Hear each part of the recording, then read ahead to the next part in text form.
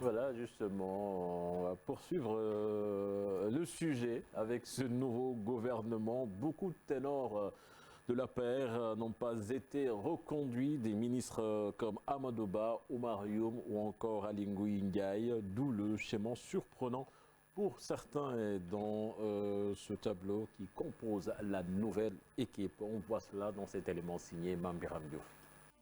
Deuxième gouvernement du second mandat de Macky Sall après le premier attelage gouvernemental formé le 19 avril. De nouveau, on s'y attendait, mais des surprises il y en a, vu le départ de certains ténors. Amadou Ba, le désormais ex-ministre des Affaires étrangères, qui fut aussi ministre de l'économie dans le passé, cède sa place à Aïssata Tall Sall. Antoine Félix Abdoulaye Diome, qui était agent judiciaire de l'État, est nommé ministre de l'Intérieur en remplacement de Aly Ngouille Ndiaye, qui a passé 3 ans à la tête de ce ministère et qui aurait décliné le poste de ministre secrétaire général de la présidence. Oumar Youm, qui avait en charge le département des transports terrestres et des infrastructures, est remplacé par Mansour Faye. Oumar Sarr, ancien numéro 2 du PDS, fait son entrée dans le gouvernement. Il devient ministre des Mines et de la Géologie. La sortie aussi de Mohamedou Makhtar Cissé de l'équipe gouvernementale, ministre du Pétrole et des Énergies, département confié désormais à Sophie Gladima. Les raisons qui fondent les choix du président Macky Sall dans la formation de la nouvelle équipe peuvent être analysées diversement. Quoi qu'il en soit, les Sénégalais, dont les attentes sont nombreuses, veulent du changement dans leur quotidien. Et puis il est magistrat et était plutôt l'agent judiciaire de l'État, Antoine Félix Diome, et de tout nouveau ministre de l'Intérieur. Il remplace à ce poste Aly Ngouille Ndiaye. Je vous propose de suivre son portrait avec Dissa Prera. Il est révélé au grand public dans l'affaire dite de la traque des biens mal acquis. Antoine Félix Diome, ce magistrat, jeune par l'âge mais rompu à la tâche, devient le tout nouveau ministre de l'Intérieur. Qualifié de parquetier hors pair avec une bonne maîtrise des procédures pénales, Diome est entré dans la magistrature en 2000 et c'est à Diourbel qu'il débute sa carrière. Du Baol, il est muté au parquet de la cour d'appel de Dakar, puis c'est Guédiawaye qui l'accueille comme délégué du procureur du tribunal départemental. C'est à la suite de toutes ces stations que ce jeune magistrat natif de Khombol se retrouve second du procureur Alioune Ndao à la cour de répression et de l'enrichissement illicite. C'était à lui que revenait la mission de débusquer les comptes de Karim Wade en France, à Monaco et au Luxembourg. Du lycée Malick Sy de Thiès au lycée Blaise Diagne de Dakar, en passant par la faculté de droit de l'UCAD et puis l'école nationale d'administration.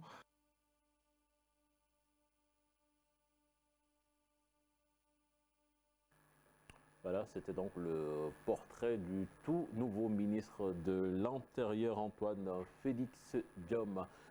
Et puis, l'information d'hier, c'était l'entrée de Rewmi dans le gouvernement avec son patron qui hérite du poste du Conseil économique, social et environnemental, Idrissa Seck, qui s'est expliqué à l'issue de la publication de la liste du gouvernement.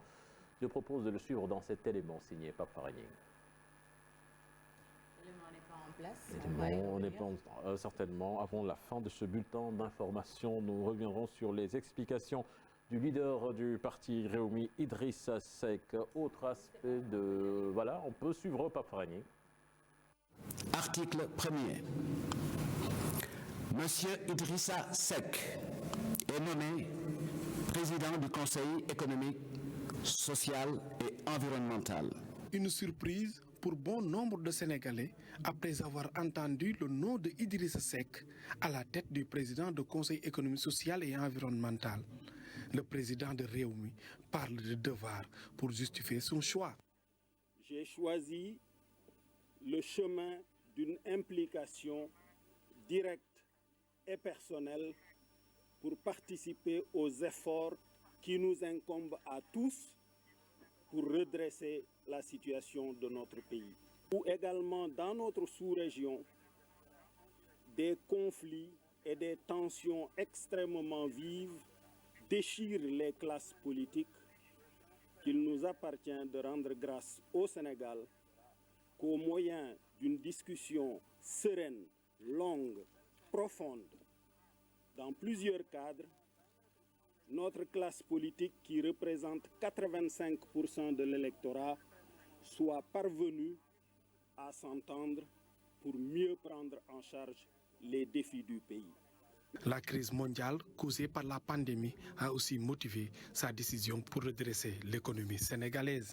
Au plan international, ce n'est un mystère pour personne que les plus grandes économies, nos plus grands partenaires, ont souffert et souffrent encore du Covid-19 et de son cortège de conséquences économiques et sociales.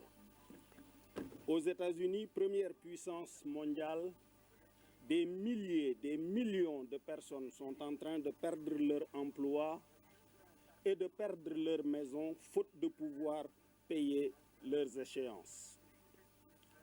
En Europe, qui accueille l'essentiel de notre diaspora, la situation est identique, une chute drastique de leurs économies. Et d'ailleurs, le premier impact immédiat pour nous, c'est que les transferts de notre diaspora en direction du pays ont également connu une chute considérable. Idriss Seck était entouré de tous ses lieutenants, même ses nouveaux ministres Ali Saleh Diop et Yankoba Diattara étaient présents quand il faisait face à la presse pour justifier sa décision. Et puis le Sénégal endeuillé depuis ce vendredi avec le décès du professeur Iba Der Thiam. La levée du corps a eu lieu hier. Beaucoup de personnalités étaient présentes et ont salué la mémoire de ce grand homme, cet historien qui nous a quittés, Habib Faye. La famille éplorée reçoit les condoléances. On avait fait de lui le parrain du concours général en 2018. Voilà, c'était pour le donner un exemple aussi aux enseignants, à la jeunesse. Oui. Je pense que toute vie a une fin. Amis et collaborateurs, parents apportent leur témoignage. Des familles vulnérables. Chaque mois, il y avait des enveloppes que nous distribuions à ces familles-là. C'est quelqu'un de pieux. Si aujourd'hui, moi, Adi Mbergane Kanouté, je mets le voile, c'est grâce à lui. Un savant, un intellectuel, une icône s'en va, laissant derrière lui un grand vide. De considération pour la position de député. J'ai la conviction que si Iba Der Thiam avait été président de l'Assemblée nationale, les députés auraient eu une autre envergure sociale. La levée du corps a enregistré la présence d'imminentes personnalités nationales. Son dernier secrétaire permanent à la convention de section autour du président pour le troisième millénaire. Donc j'ai eu à l'écouter pendant 12 longues années. Et ayant appris beaucoup de choses auprès de ce grand et illustre homme, qui fut un homme, je crois, de développement. Et je pense qu'il est un pur africain et un bon Sénégalais et citoyen. Un bon client pour les médias aussi, pour parler un peu de manière trivial, parce que Iba Der Thiam, c'était un régal que de l'avoir devant soi en tant que journaliste. A été un homme de suffisance et de capacité. Et à travers ses écrits, on peut dire qu'il a été consommé dans toutes les sciences, aussi bien naturelles, morales que politiques.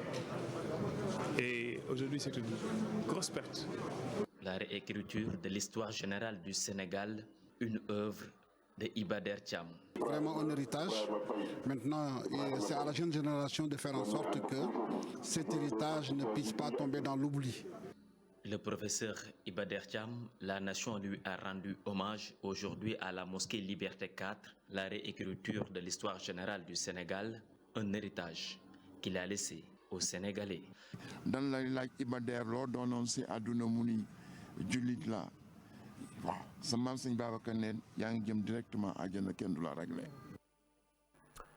L'actualité internationale à présent avec la présidentielle ivoirienne. Mamadou Fall, l'opposition ivoirienne a constaté la fin du mandat d'Alassane Ouattara. Avant l'annonce donc des résultats partiels, le porte-parole de la coalition d'opposition, Pascal Affi-N'Guessan, a lu donc une déclaration. L'opposition ne reconnaît pas l'élection présidentielle et constate la fin du mandat du président Ouattara. Nous l'écoutons.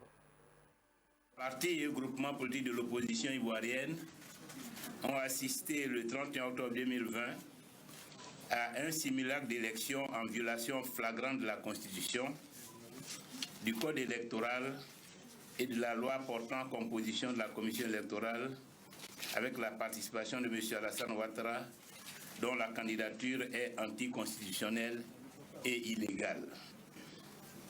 Cette élection a été organisée par la Commission électorale indépendante actuelle, organe jugé non équilibré par la Cour africaine des droits de l'homme et des peuples. Le déroulement du scrutin présidentiel du 31 octobre 2020 a été entaché de nombreuses irrégularités, notamment la non-opérationnalité de nombreuses commissions locales et de bureaux de vote, la suppression irrégulière de nombreux lieux de vote, la non-participation de plus de 90% des électeurs au scrutin, le faible taux de participation à moins de 10% de l'électorat, rendant ainsi erronées les statistiques avancées par la commission électorale jugées illégales.